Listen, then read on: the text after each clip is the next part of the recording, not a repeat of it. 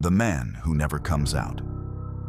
During the day, there's a man who lives 3 houses down from mine.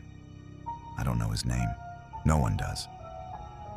What we do know is this: he never comes out during the day.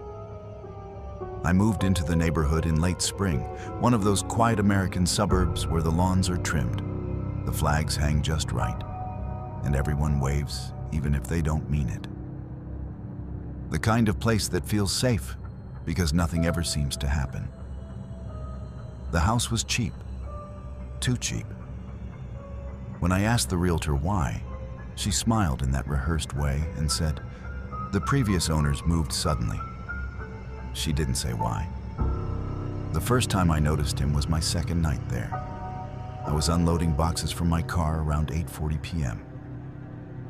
The sun had just dipped below the trees, and the streetlights flickered on one by one. That's when I saw the front door of the gray house open. Not wide, just enough. A man stepped onto the porch. He was tall, too still, wearing dark clothes that didn't quite reflect the light. He didn't stretch or look around like someone stepping outside for air. He just stood there, watching. I nodded politely, like neighbors do. He didn't nod back. After a few seconds, he went back inside and closed the door. I didn't think much of it, until days passed, then weeks, and I realized something unsettling. No one had ever seen him in daylight. During the mornings, his house looked abandoned. Curtains drawn tight, no car in the driveway, no trash bins rolled out, no sound. Not even when the rest of us were mowing lawns or kids were waiting for the school bus.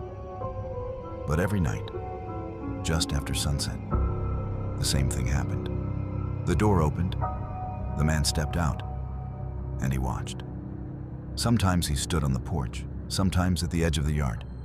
Never farther, never closer, always silent. I asked my next-door neighbor Mark about him one evening while we stood outside grilling. "Oh, him?" Mark said, lowering his voice. "Yeah, that's the guy who only comes out at night." "You know why?" I asked. Mark shrugged. "Some folks say he works nights, others say he's sick, photosensitive or something." That explanation didn't sit right with me, because sickness doesn't explain why he never blinks. The first time I noticed his eyes, I couldn't sleep. It was close to midnight when I glanced